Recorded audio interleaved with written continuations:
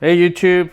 Hi, this is Nelson, And this is Amy. and we are Heart-Based Manifesting, And she's Illuminating Joy. and you're the Manifesting Hub. Awesome. You can check us out on our socials. We have Instagram, YouTube. There's 3 YouTube channels: Manifesting Hub, Illuminating Joy, Heart-Based Manifesting. But today we're here to talk about something I'm going to get educated on. Okay. Yeah, I'm going to talk about intention.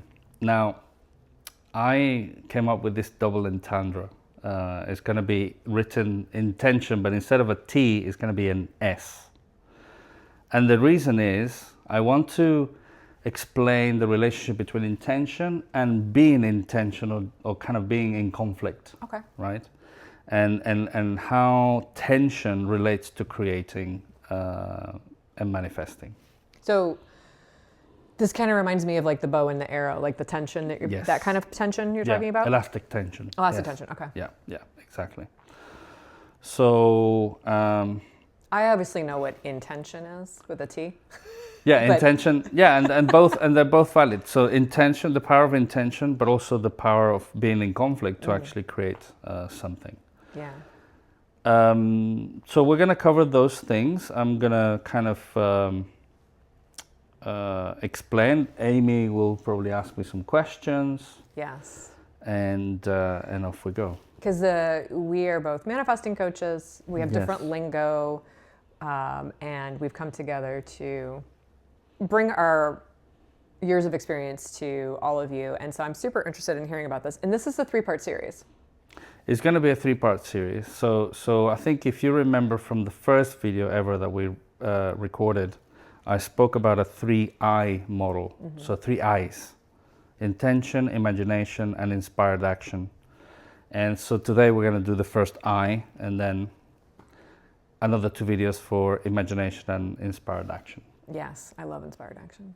Inspired action, yes. So cool. So yes, so we as manifestation coaches, we deal with a lot of the power of intention, and setting the right intentions for what we want.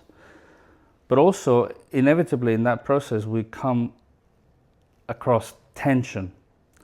And so that's kind of the relationship. And there is a healthy relationship and there is an unhealthy relationship with tension, right? Yes. And so let's talk about the power of intention. So to me, and I'm going to ask you the question as well. So to me, intention for me means being clear on what you want and then setting that intention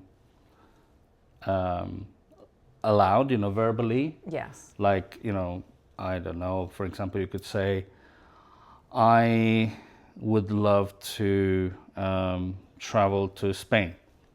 And that's my intention. Or my intention could be, I want to wake up really energetic tomorrow morning. I actually did that last night, by the way, because I'm battling with a cold. So last night I went to bed and I said, tomorrow I'm going to feel great. And that's my intention. And I just went to bed and slept. And actually today is a great day for me.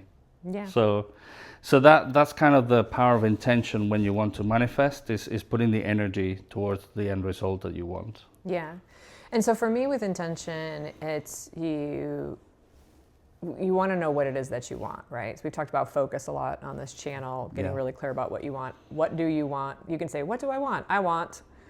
And then you can turn it into an intention. So you wanted to wake up feeling better. So you're intending to do that. Yeah.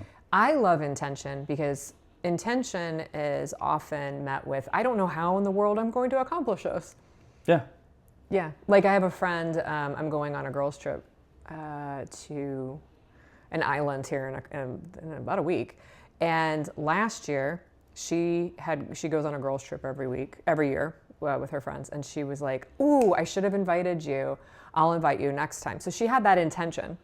And they didn't know where they were going. But when it popped up, when the opportunity arose, she contacted me and I've been added to the roster, which is really cool. Okay. So, but intention can be long-term.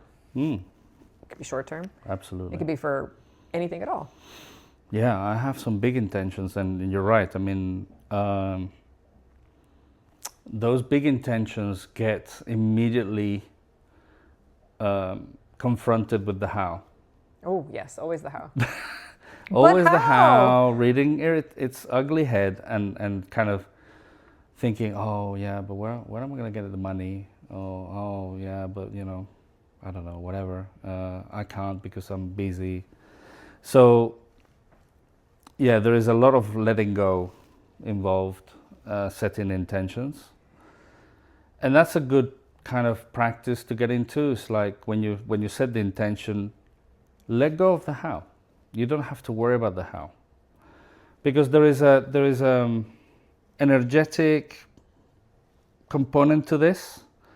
If you put your energy towards your intention, but immediately it's like giving a kid a candy and then just take it away. Imagine how that kid is going to be, right? So imagine you're giving your intention candy to the universe and then you take it away.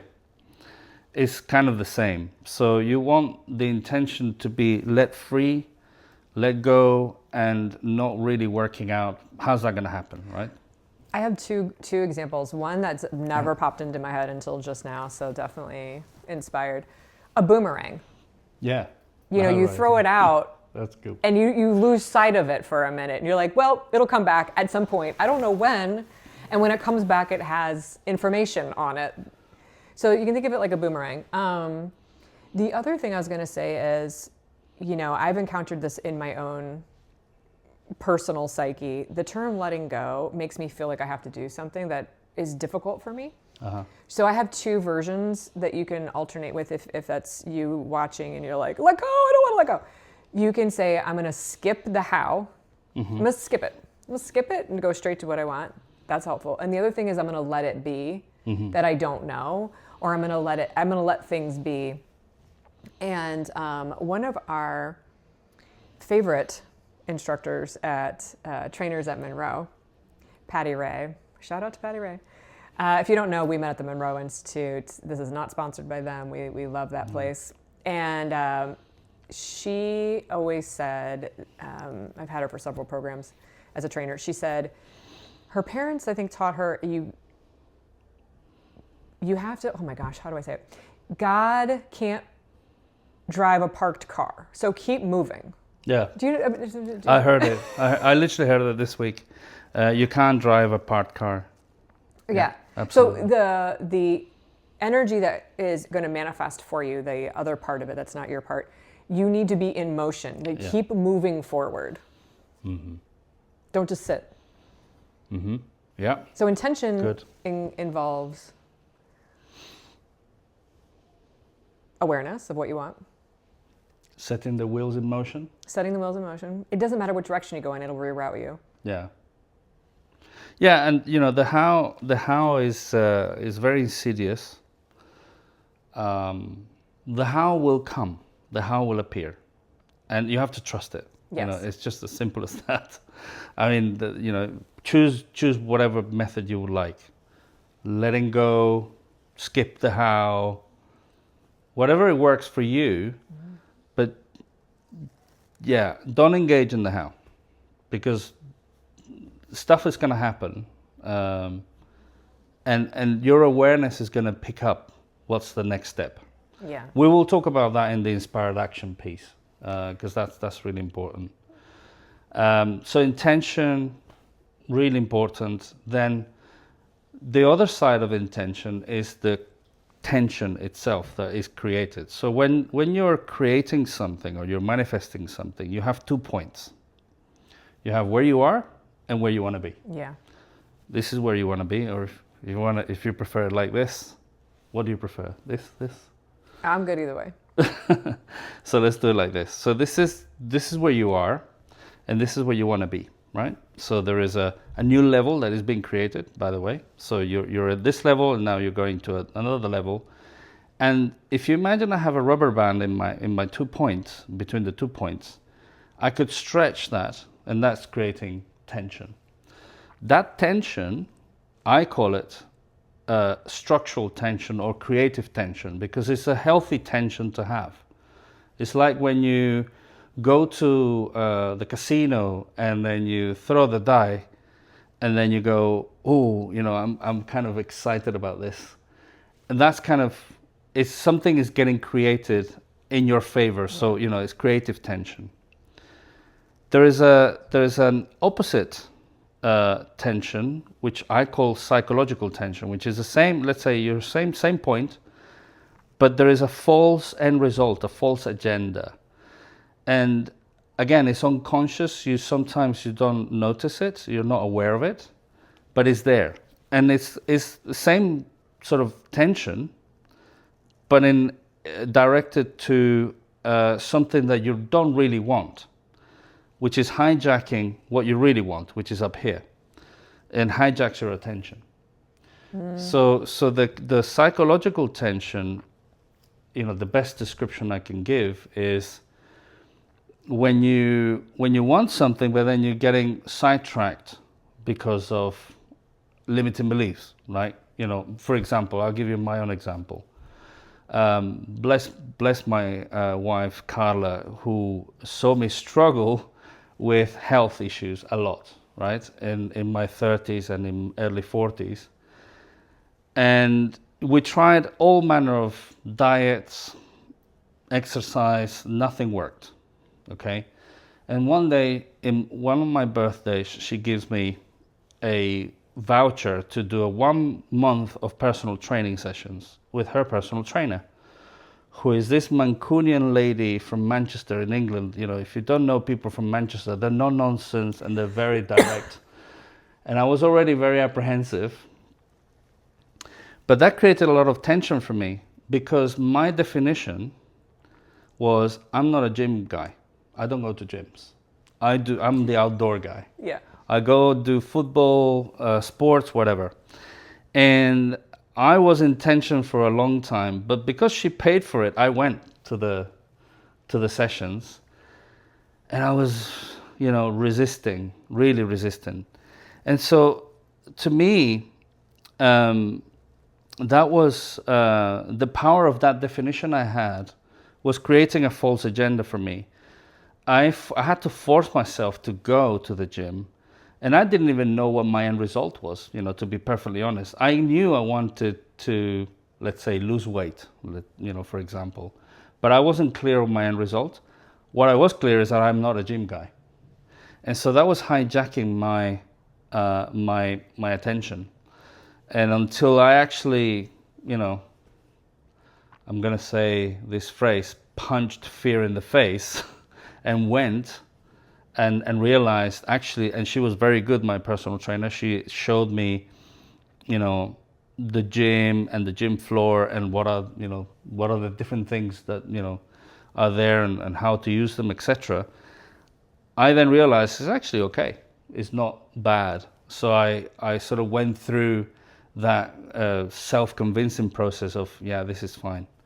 So you want to be aware of when you're in creative tension or when you are in actually psychological tension. Psychological tension typically is in definitions, beliefs that you've had that are not really serving you, that are actually pulling you away from what you want and diverting your attention to something that is completely, you know, not relevant and not useful for you. Okay, so I have an example to try and Go for it. Understand this deeper. So years ago, I think it was like 2012, I had been manifesting for a couple of years money to get out of debt. I had about, I don't know, $15,000 to $20,000 in credit card debt at the time from traveling and spending and stuff like that. And I would manifest amounts of money, and I would not use the money to pay off my debt. I would go spend it. Mm-hmm. It took me a couple years to realize this. And I remember I was walking through the Newark airport, and I was on another trip that I put on a credit card. And I had this moment where something like downloaded into me, and I stopped with my little rolly suitcase in the middle of the corridor, and I was like, oh my God, I'm focusing on the wrong thing. I am focusing on money, the how to pay off the debt, instead of focusing on what the real thing is, which is that I'm overspending. Yeah. And it still took me about 10 months.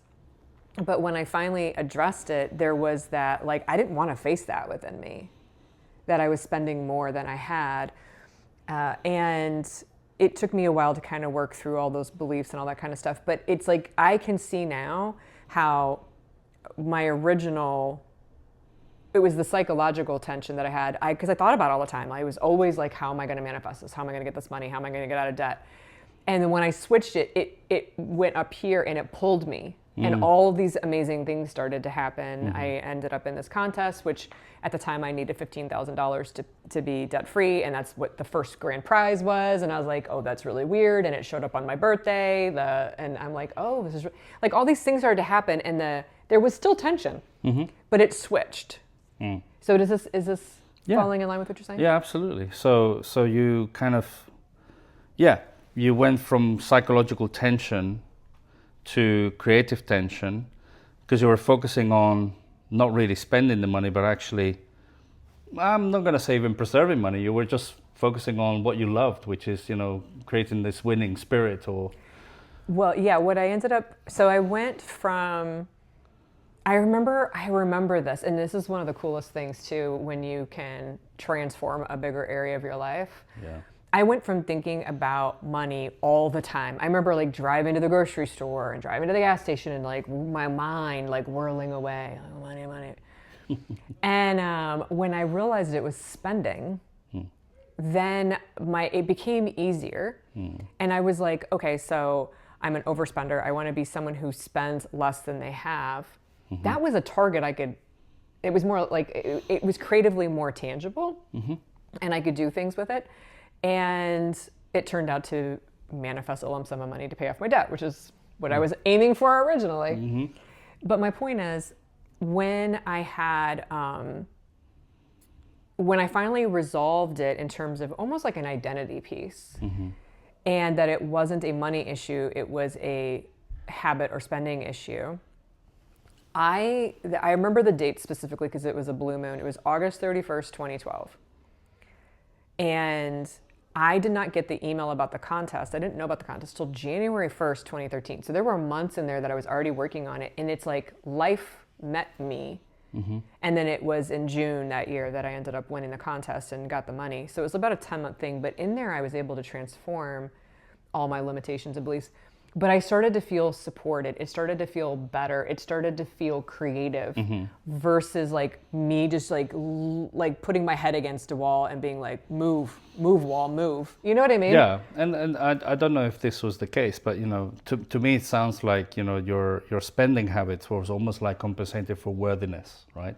It's like I'm gonna spend my way to make me feel good. Yes, and what's interesting. And the video is not sponsored. I had bought a Louis Vuitton purse on a credit card with interest. And it was one of those things in the back of my mind. And I used that purse for years. It was amazing. I wanted to feel wealthy. And it didn't make me feel wealthy.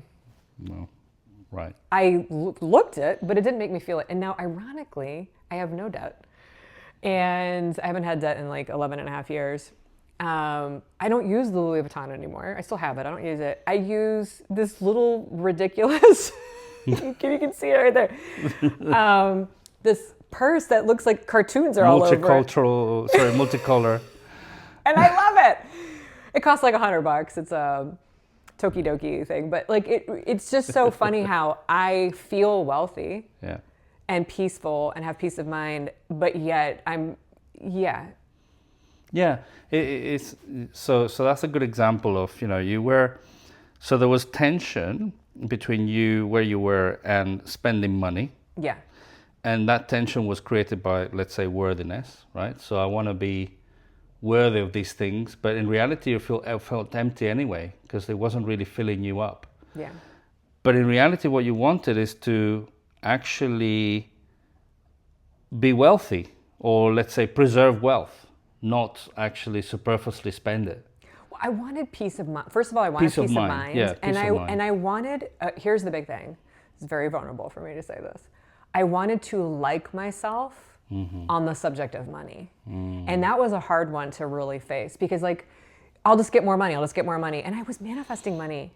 And then I was just continuing to go off in this other unconscious direction of spending it.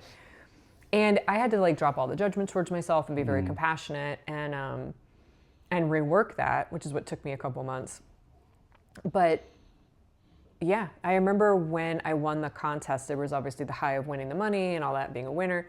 But the biggest takeaway that I've had for years after that is like, oh, I did that. I accomplished that. I transformed that. I like myself now. And what's ironic is I spend way more money now than I ever did. But I transformed the percentage of how much I spent. I was spending a percentage more than I made, and I'm spending a percentage less than I make, but I'm still spending more because I make more money. So people like, I just want to tell you all that. Don't feel like you have to sacrifice. I sacrificed for a short period of time to get somewhere, but it's the peace of mind. It's the liking myself. It's the being proud of myself. Yeah. Being proud of myself. And I thought, oh, a Louis Vuitton bag is going to make me proud of myself. I mean, not really. Not really. It made me feel cool, but... Yeah. No, not really. I mean, yeah, we can talk about this for hours. I love Louis Vuitton, by the way. Yeah. Yeah, nothing against. No, it's not their fault. It's what we attach to those things. But yeah, I mean, recapping a little bit. So what you really wanted was to be you have peace of mind. Yeah. That was kind of a. Because I thought about it's it a worry. all the time. It's a worry. Yeah, it's a constant worry. It was a worry, this debt, and like, how am I going to pay it off? And so you see, in that case, kind of you managed to pull yourself out from, kind of spending habits uncontrollably, maybe worthiness issues, etc., towards what you really wanted, which is peace of mind. And that tension that I was talking about, it compelled your current reality to actually reach the goal. Yeah. Which is your peace of mind. So, and when you maintain that tension, there's no other way for the current reality but just to be compelled to get closer to what you want.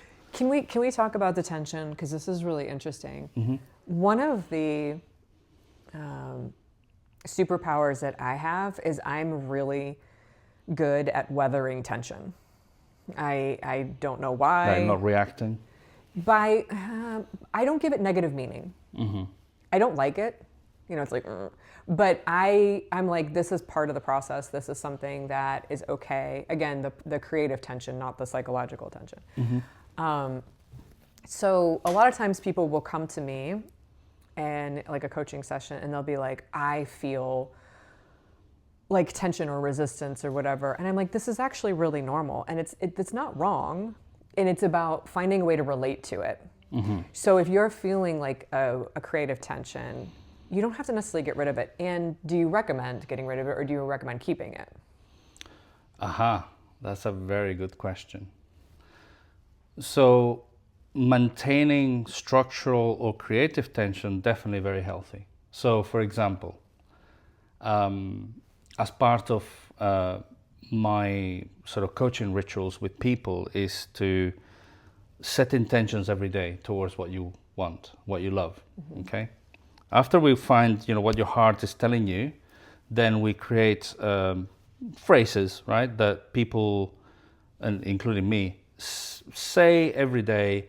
Put your intention, your energy, your emotion towards them, right? That process creates healthy tension, creates creative tension, because I'm reminding myself every single day what I want. And I'm here. And so I'm not there, so I'm here. So that's tension. And it's a good, healthy tension because during that process, you're kind of re-emphasizing what I want. Yeah. But I'm not there yet. And so, it starts to compel more action towards it, right? Yeah. And for me, I just want to say that can sometimes feel like slight discontent, mm-hmm. but not major discontent. Well, what happens in that process, actually, going a little bit deeper, is that you don't just focus on, okay, here's my vision and this is what I want. You also focus on what's happening in current reality. Yes. Because you wanna know, okay, so what's happening now, where I am now in relationship to the vision, and what kind of new information is there for me to utilize. Yeah. Because sometimes we regress, sometimes we move forward a little bit, but we're not actually there yet. And so you want to acknowledge where you are in current reality. Yes. And that process of acknowledgement actually is another piece of self-awareness that goes into the mix that allows you to put more action towards what you want. And I want to jump in and say, since we're using my example, when I was manifesting money and I was worried about the debt and the interest I was paying, I was not doing this one thing. I was just like, I remember my mind would like circle, but how am I going to get this? And when is it going to happen? And how much do I need? And da da da da. I wasn't even thinking about my spending habits. It was just like a circle in my head, like a hamster wheel. When I switched gears and was like, oh, this is about spending, because what really the download I had was, I'm like, wait a minute. It like struck me very clearly. If I were to manifest $1 million and I spend 10% more, yeah, I will be in debt $100,000. And I was like, oh no. And that's when it really clicked with me that this was not a money issue, it was a ratio issue. And I was like, I'm going to switch the ratio. So when I got that clarity, I asked myself this question every day, which is what allowed me to acknowledge current reality and move forward.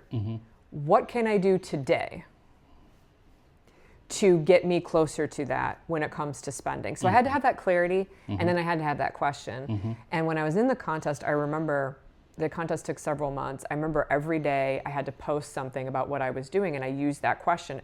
And I would go look around my current reality. I would acknowledge it. Because I'm like, I'm here and I want to go there. And I was able to, which we'll get to, an inspired action in a different video, but I was able to move through my current reality instead of just, which again, night and day difference now that I can see the comparison, instead of when I was just trying to manifest money, I wasn't doing any of that. Yeah. It was just like going about my life and being like, what is that Bon Jovi song? Living on a prayer, waiting on a prayer. Living on a prayer. Living on a wing and a prayer. So there was also a difference in how I interacted with my current reality. Yeah. Between the psychological tension and the creative tension. Yeah, you definitely want to incorporate current reality in that, because then you actually, by acknowledging it, you either neutralize or you move ahead with something else. Yeah. And in your case, it was like, the aha moment. Yeah, I had the aha moment. The penny dropping moment. It's like, this is not about how much I'm spending. This is about the ratios between, me spending more than I'm earning. Yeah. Eventually that equation is going to be severely negative. Right. So, and it was also, here's what's even stranger, an unconscious, because I didn't realize it until all these things fell into my head at the same moment at the Newark airport, that I had this unconscious sort of, not a block, but it was holding me back from manifesting larger amounts of money. Because if I had manifested a larger amount of money at that time, I would have gone more into debt. And there was something in my system that was like, no. And I've manifested large amounts of money since I switched all it. But before that, so that was also kind of interesting to realize, like, my deeper self is like, if I give you a lot of money, you're going to be a lot more worried. Yeah. Wow. Yeah. Wow. That's a big dilemma. Absolutely. Well, I'm so glad that you overcome that. That's really cool. Yeah. And I will say, people have asked me before, what was the greatest gift of that? Was it the winning? Was it the $15,000? People have been like, that's not a lot of money. I'm like, but it's what I needed. It's what I needed. The biggest thing has been peace of mind. Yeah. And being proud of myself. Those are the two greatest gifts I got out of that. Yeah, awesome. Yeah. Yeah, in your case, when there is tension between those 2 points, tension seeks resolution. Now, you could have resolved that getting into more debt, right? And that's it. It's a resolution, but it's not really solving your problem. But it's one way of dealing with the tension. Yeah. The other way of dealing with the tension is what you did. It's like, okay, I acknowledge where I am. this is what's happening. Where do I put my focus? Do the contest thing, and also, start to shift my spending patterns. Blah blah blah. You see, so everything starts to gear up towards what you really wanted, which is your peace of mind. And I want to say the contest, I was not banking on that. I was not like, oh, I'm going to win the contest. I was like, I might win, but I wasn't counting on that. My structure that I had set up was I had decided to pay off my debt by paying it off in a comfortable way, which was going to take me about 2 years. And I was okay with that. Again, accepting my current situation. And I want to say that the contest gave me structure to focus on it every day. So it's like creative in my world, when I'm doing creative tension, there is a structure. It's not all like a free for all in your mind. So if you're just like darting all over the place in your mind, you may not be in a creative tension. Oh, definitely. Yeah, so it's a good reminder for me to talk about this. So the path of least resistance between 2 points is a straight line, usually.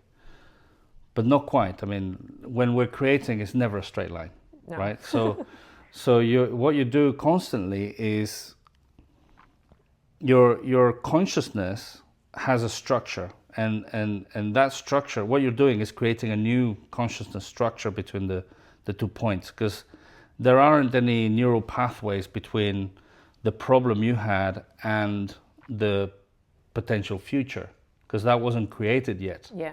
So you had to create that. So you had to kind of, like a meandering river, that kind of had to be created, and then the river found its way towards peace of mind, and that process,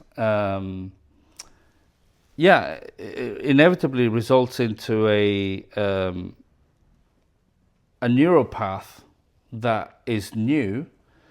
And the more Amy continued to kind of focus on peace of mind and using money as a vehicle for peace of mind as opposed to getting more debt, that consciousness structure actually prevails, and it creates a well-worn path in our consciousness and our brain.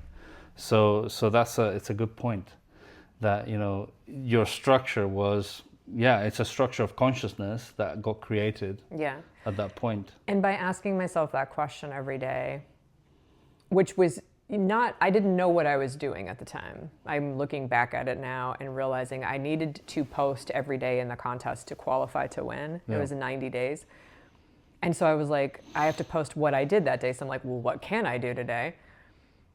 I created the habit of daily asking myself, how can I be someone who doesn't generate debt or keep debt or hold debt? And not even realizing I was creating that habit. It takes about 30 to 60 days to create a habit in most cases. And I was doing it for 90 days. And so it's like, that's also the benefit I got of it. Like it was one of my favorite manifestations because it was so involved. I had the spiritual side, like where did my aha come from? I had the trying and succeeding, but not really succeeding with the money before. I had the, oh, this isn't the how. Like it was a really cool transformation. And, but I can say I felt like a hamster on a wheel prior to clarity, which sounds like psychological tension. And then I had, even though I didn't know I was going to win, and even though I didn't know how long it was going to take to get out of debt, and that I didn't know I was going to stay out of debt for so long, I felt like there is a path. And I don't know, you only have to see the next little step, right? I didn't know what the whole path was, but I'm like, I just need to know what to do today. Yeah, exactly. Yeah, spot on. You summarized it well. I think what I wanted to ask is if you want to put a comment in the video about what is it that you're, in relation to this, where is your intention, or what is it that your intention, so what is your intention about what you want, and any barriers towards your intention? Because I think if you write a comment, you'll start to trigger something in your consciousness to actually start releasing some information that it will be useful for you. Yeah, and if you want, you can write, I want. Yeah. It's okay to say that. I know a lot of people in the manifesting community, like, don't use the word want. it's okay. Yes. So you can say, I want, X, Y, Z, and then put why you want it. Yeah. Because the why, like if I had asked myself why I wanted the money, well, I knew, like, well, I'm going to pay my debt off. But if I'd asked another why do I want to pay my debt off? Yeah. And then... I could have gone down the rabbit hole that way, yeah. And you could have got, peace of mind. Yeah. Yeah. And you may not get peace of mind straight away. You No. may get layers of it, but then eventually you will get it. Yeah. And I've had other manifestations where peace of mind was not my goal. Right. That was just what I wanted, because the other thing too is I was trying to get away from it. And that was when I was trying to manifest money, Right. That was like, I'm trying to get away from this. From it. Yeah. And when I was manifesting to be debt free, I was trying to get somewhere, and it had a different feel to it. We will do a video about this. Yeah, we're deep diving. About the different structures, but what you're describing is the same structure I was stuck with my diabetes. So I used to be diabetic, and I'm very happy to say that I'm in remission. But my structure at the time, about 15, 16 years ago, was an oscillating structure, because I was getting, what I wanted was to get away from being diabetic, not actually going towards health. Yeah. And I only realized that halfway through the process. I was like, damn it, I've been focusing on getting away from the disease. I literally went to the gym and running on the treadmill and actually imagining I had diabetes behind me, following me, and I was, kind of leaving it behind. That's how strong it was. And I thought I was doing something good for myself. I was like, yeah, I'm punching it in the face, kind of thing. But it wasn't really, because it's like when you're getting away from something, inevitably that something will reappear, because you're getting away from something, you tick that box, and then you let go, because you go, yeah, I've done it. And that's the danger of that structure. But we'll do a video on those consciousness structures, that the useful ones and the not useful ones, and then we'll deep dive on that eventually. But if you've gotten here to this part of the video and you're like, oh my God, what do I do? Comment what you want, why you want it, to help, so you can see it for yourself, to get clarity. You can delete the comment if you want right afterwards, or you can just write it on paper, but we want you to see it written, because again, our minds are like bird, and then off we go. And then you can also intend to have more clarity. And we both succeeded and started in a hamster wheel type of structure.